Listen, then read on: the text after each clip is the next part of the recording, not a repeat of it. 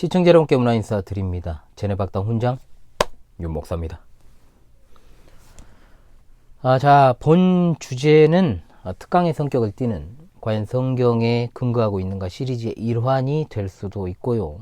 인간론의 주제와도 밀접하게 연관이 되어 있어서 격파신앙 길라잡이 인간론에 대한 보충 수업의 성격을 띠고 있다라고 보시면 되겠습니다. 보충 수업 1편이 성령 회방죄에 대한 것이었고, 이제 보충 수업 2편이 가게에 흐르는 저주에 관한 내용이 되겠습니다.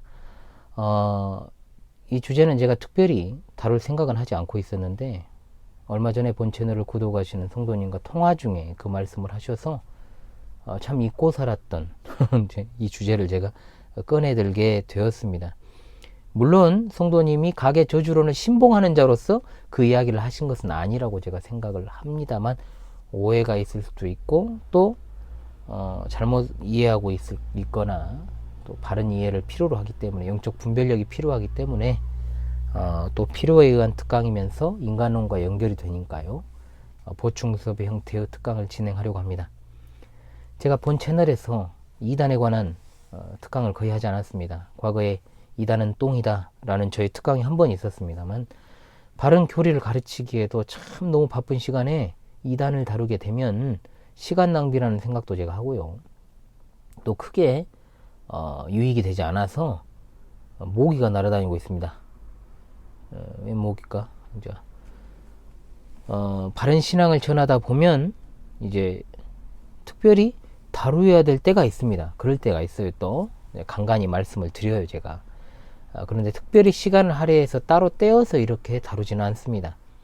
몰라서 안 다루는 것이 아닙니다.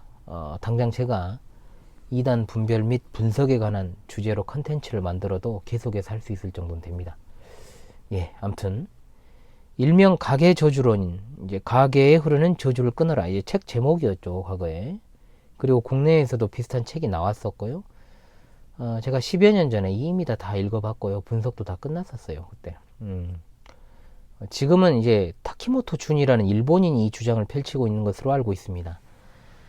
일단 주요 교단으로부터 이단으로 정죄된 이 사상이 사실 굉장히 한국교회 성도들에게 영향을 많이 끼쳐왔고, 또 암암리에 이런 식으로 가르치는 자들이 교파 교단을 초월해서 많이 있어 왔고 있기 때문에, 기본적인 한국인의 어떤 샤머니즘적인 성향이 있죠. 무속신앙에 귀신론 이단이라는 것이 또 교회 안에 들어와 있습니다. 맞물려 가지고 이러한 가르침들이 보편적으로 유행했던 때가 있었어요. 여전히 그렇고 있는 곳도 있지만, 아직도 이것을 가르치는 자들이 제가 상당히 많은 것으로 알고 있습니다. 거기에 미혹된 교인들도 굉장히 많습니다. 실제로 그렇습니다. 저도 이런 주장을 펼치는 목사와 사모 밑에서 신앙생활을 했었습니다. 그럼 그곳이 이상한 교단이나 교파였냐? 아니요. 지금 저와 똑같은 합동교단이었습니다. 그럼 미혹되었었냐? 아닙니다. 저는 오히려 그것을 분별하고 분석을 했죠. 하도 이상해서. 그래서 제가 이 이단 주장을 잘 알고 있습니다. 거두절미하고 단도직입적으로, 항상 제가 말 돌리는 거 별로 안 좋아하니까요.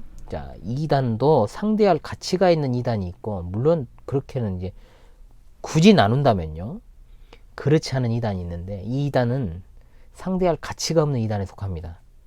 아주 성경의 무시간자들이 펼치는 주장인데다가 유치하고 지저분하고 더러운 사상이에요. 정말 왜 더러운지는 여러분 말미에 감안합니다. 그리고 들으면 들을수록 기분 나빠질 거예요, 솔직히. 다루기도 싫은데 그래도 제가 다루어야 되겠다 마음먹은 것을 이제 계기로 해가지고 성도들의 신앙의 유익을 위해서 진행하겠습니다. 일단 세 파트로 나누어서 진행을 하려고 하는데, 먼저는 이 사상이 언제 어떻게 시작되는가 배경에 관한 거 짧게 이야기를 하고요. 그리고 이제 길게 이제 신학적인 문제점을 도출시켜서 6가지 정도 제가 이야기를 할 거고요. 그리고 가계 저주론에서 말하는 성경적 근거를 제가 반박하는 것으로, 그렇게 강의를 2편으로 나누어서 이제 진행을 하도록 하겠습니다. 한 편으로 하려고 그랬는데 너무 길어져요. 그래가지고 2편으로 나눠서 하겠습니다. 이 사상이 우리나라에서 시작된 건 아닙니다. 물론 우리나라가 민족의 정서상 받아들이기 쉬운 환경에 놓여 있어서 급속도로 확산된 것은 사실입니다. 1972년에 케니스 맥콜이라는 정신과 의사에 의해서 주장되었던 사상이고요. 교회 밖에서 만들어졌다 이 말이에요. 이것이 이제 훗날 신학적 이론으로 이제 고착화가 되었습니다. 국내에서는 메릴린 히키라는 사람에 의해서 가계에 흐르는 저주를 끊어라는 책이 번역되어 나왔습니다. 이것이 언제냐? 1977년입니다. 굉장히 오래됐죠. 그리고 나서 국내에서 비슷한 제목과 내용으로 LC가 99년도에 책을 냅니다. 시작부터 아주 시끄러웠던 사상이었죠. 문제는 이 사상이 신사도운동과 맥을 같이 해왔다. 비슷한 류의 책들이 있습니다만 앞에 소개된 책이 굉장히 가장 많이 일반에 알려졌기 때문에, 그리고 그 LC라는 사람이 또 이름을 바꿔가지고 한 5년 전인가 다시 또 책을 냈어요. 내용이 크게 바뀌지 않았습니다. 신사도운동뿐만 아니라 주로 영성운동이라는 이름으로 활동하는 자들과 국내에서는 귀신론 2단과 맥을 같이 해서 파급력이 굉장히 컸습니다. 역시 이 사상이 귀신론과도 일맥상통하니까 그래요. 저는 귀신론 관련한 2단들은 특히 2단 중에서도 사람 취급을 하지 않습니다. 아주 유치하고 더러운 주장들을 펼치기 때문인데요. 자, 그렇다면 본론으로 들어가서요.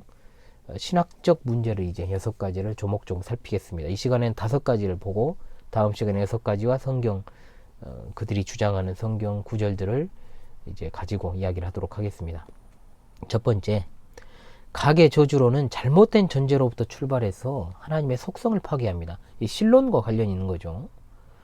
즉, 이 사상이 성경에서 나온 게 아니고 심리 상담 과정에서 내담자의 삶의 정황 속에서 얻어낸 하나의 임상 실험의 결과물이라는 겁니다.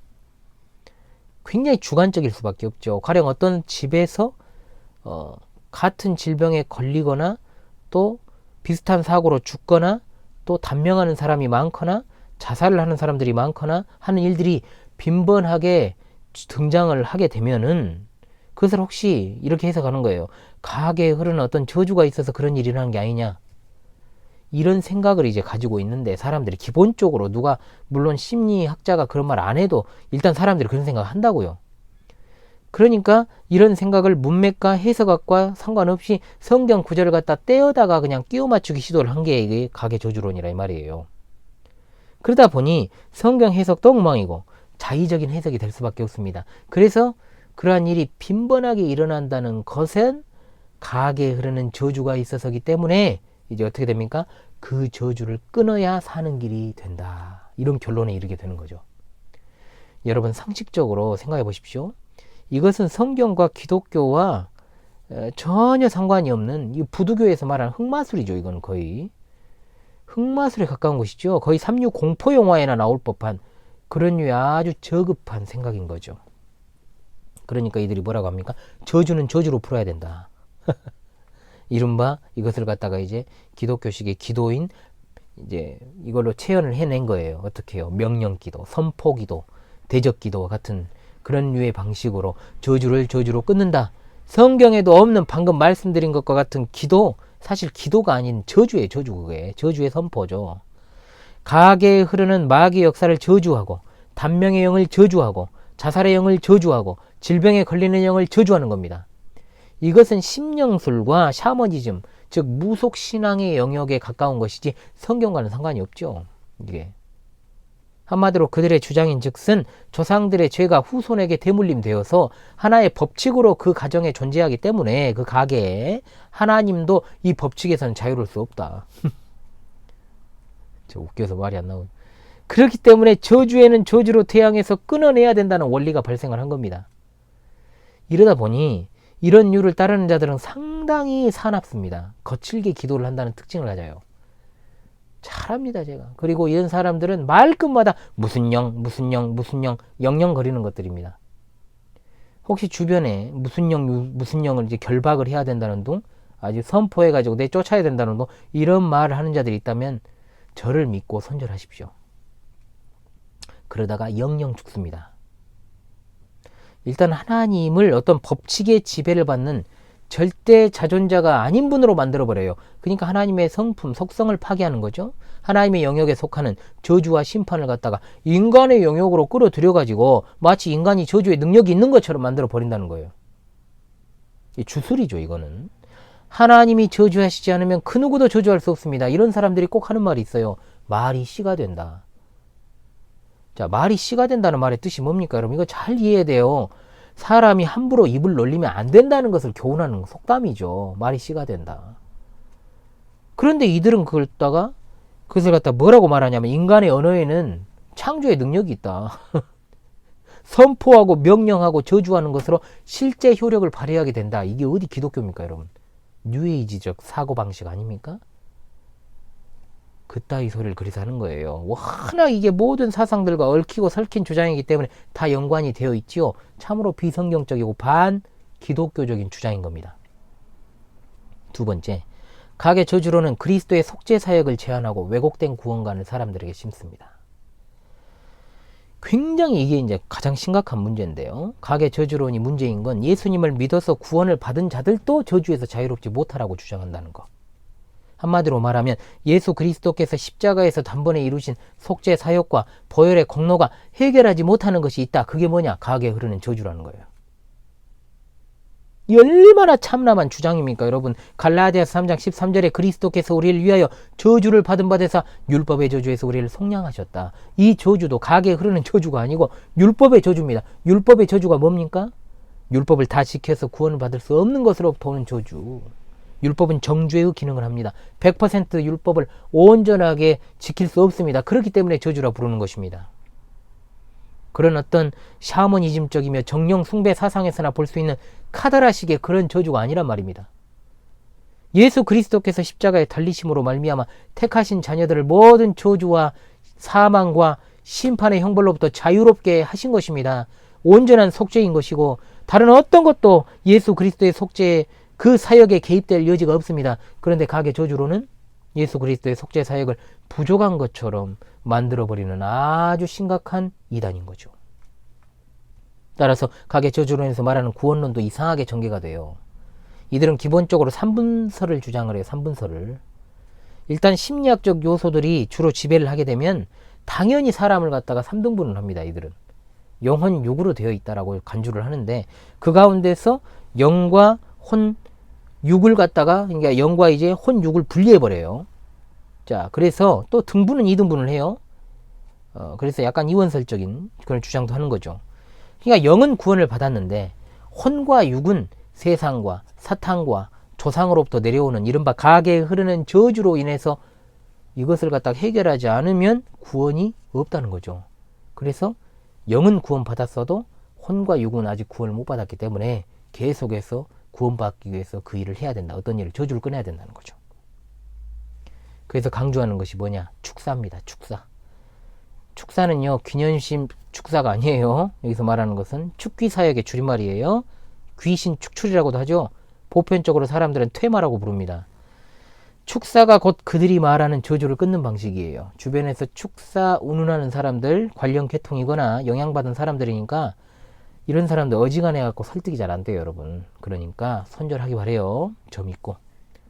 성령 안에서 제 말을 신뢰하시면 제 말대로만 하세요.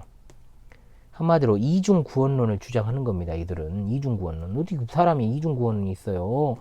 우리는 예수 그리스도 안에 있기 때문에 정죄함이 없습니다. 이는 그리스도 예수 안에 있는 생명의 성령의 법이 죄와 사망의 법에서 해방되었기 때문에 다른 것이 우리에게 필요하지 않습니다. 그러니까 여러분 이단에 안 빠지려면 하나님 말씀 교리를 잘 공부해야 한다 이 말이에요. 기초가 없고 뭐 아는 게 없으니까 그냥 자기가 믿고 싶은 대로 사람의 어떤 흘러가는 감정에 따라서 그렇게 흘러가다 보면 결국 이단에 빠져서 사망과 그 형벌의 심판을 받게 된다 이 말입니다. 다른 게 중요한 게 아니에요. 우리의 구원은 영육간에 받은 구원입니다. 우리가 마지막 날 부활할 때 우리는 영혼과 육체의 영생 불사체로서 이제 부활하신 우리 주님과 같이 되는 거예요. 구원이 완성되는 그날이죠. 이미 우리는 새로운 피조물이 되었습니다. 새 사람이 되었습니다. 은혜 언약 안에 있습니다. 그런데 뭔 놈의 저주를 저주로 끊니 어쩌니 그따위 소리를 하냐 이 말이에요. 우리가 이 세상에 살 때 여러분 공고하고 환란이 있고 핍박이 있고 또 믿음을 지키다 보면은 나중에 큰 환란의 시기가 오게 되면 대환란의 시기가 오게 되면 하나님께서 우리에게 순교할 수 있는 믿음도 주시게 되면 순교당하는 일이 생길 수도 있고 여러 어려움이 우리 앞에 닥칠 때마다 그럴 때마다 그러면 저주 운운하고 가게에 무엇이 흘러가지고 그러게 된 것입니까? 그럴 때마다 축사하고 저주하고 그럼 그 삶이 뭐가 되겠어요? 항상 귀신하고 친한 삶이겠죠. 안 그렇습니까? 오히려 귀신을 부르는 행인 거예요. 그런 게.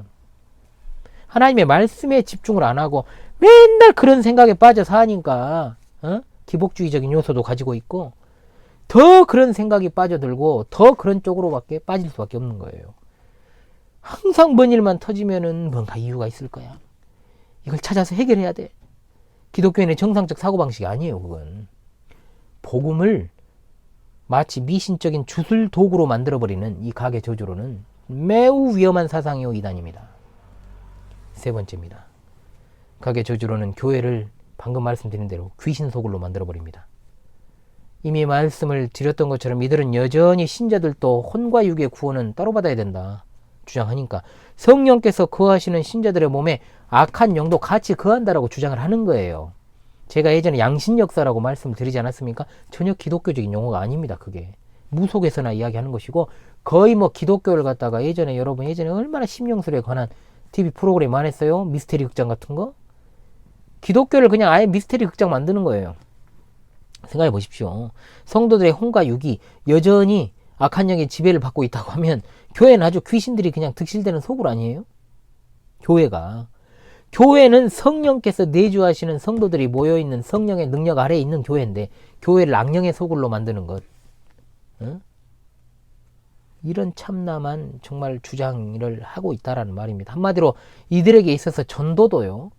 영혼육이 다 귀신의 지배를 받는 사람들을 교회로 불러와서 일단 영은 예수 믿어서 구원을 받았으니까 혼과 육의 문제를 해결해야 된다고 하면서 뻔질나게 축사만 하게 된다 이 말이에요. 이런 데서는 모든 교회 사역의 중심이 축사에 있는 겁니다.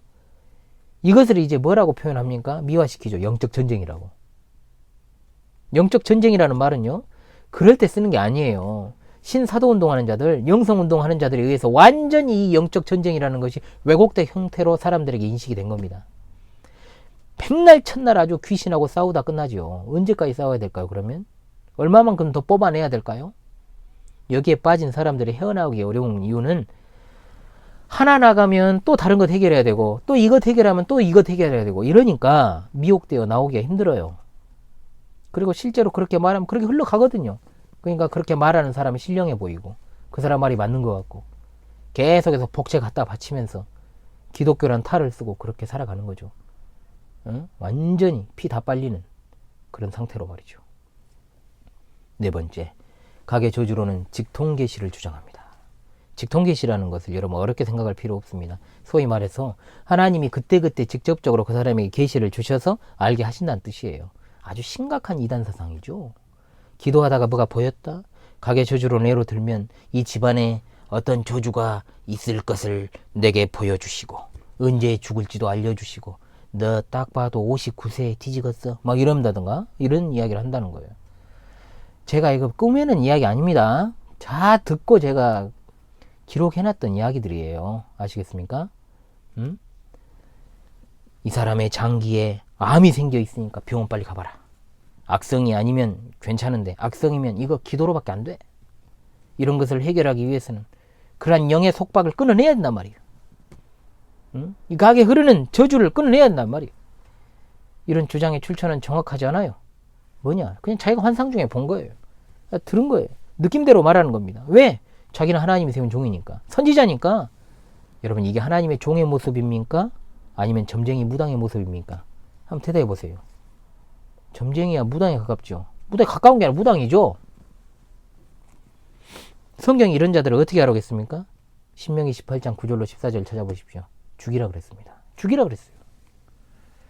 제가 가계 저주론과 그와 관련한 이단이 유치하고 정말로 추접스럽고 더럽다라고 제가 표현했는지 왜 그렇게 표현했는지 이해되십니까 여러분? 인간의 생사화 복을 주관하시는 건 하나님이십니다. 그런데 무슨 가게에 흐르는 저주를 발견하고 그걸 미리 차단하고 액땜을 합니까? 액땜이 이게. 이들에겐 하나님이 없어요. 하나님이 없습니다. 하나님을 믿는 게 아닙니다. 기독교라는 간판을 걸고 점집 운영하는 거예요. 소위 예수 점쟁이라고 부릅니다. 이들을. 사탄이 세운 지점이란 말입니다. 지점. 그런 측면에서 교회가 아니라 악령들의 속을 맞죠. 이들이 이런 식으로 간다면. 다섯 번째, 가계 저주로는 귀신론과 맥을 같이 하면서요. 삶의 전반에 걸쳐 일어나는 모든 일을 영적인 문제로 다 치부합니다. 정확히 말하면 귀신의 영 때문이라는 주장을 펼쳐요. 대놓고 귀신이라고 하면 귀신 원자가 되잖아요. 그러니까 영 앞에 수식어를 딱 붙이는 거예요. 영을. 죽음의 영, 질투의 영, 시기의 영, 이혼의 영, 자살의 영, 복수의 영, 음란의 영, 가문의 영, 잘 울면 슬픔의 영. 참 약간 특이한 짓거리 하면 또라이 영, 웃자고 하는 게 아니라 진짜로 그렇게 표현해요. 장애인이 있으면 장애의 영이 있답니다. 또 조금 씀씀이가 늘어나면 사치의 영이 있다 그래요. 좀 도도해 보이면 교만의 영이 있다고 그럽니다. 소위 말하면 갖다 붙이면 다 되는 거예요. 다 영이요. 모든 문제가 이런 것들이 붙어 있어서의 문제다. 결국 성도의 삶이라는 것이 죽을 때까지 이것들하고 싸우는 것이 일인 거예요. 책임 소재를 귀신에게 돌리는 겁니다. 아주 심각한 책임 전가 아닙니까? 전혀 인격화할 수 없는 것들을 인격화를 시켜가지고 인간에게 일어나는 모든 문제를 갖다가 과학에 흐르는 이러한 영들, 즉 귀신의 문제로 돌려서 이것을 해결하는 것이 삶이 되는 그야말로 기독교의 탈을 쓴 무속 집단이 바로 가계 저주론자, 귀신론자들이다 이 말이에요. 너무 길어지면 시청률이 떨어지니까 여러분의 유익을 위해서 일부 여러분 복습하시고요. 2부로 제가 찾아오도록 그렇게 하겠습니다. 지금까지 제네박당 훈장 윤목사였습니다. 감사합니다.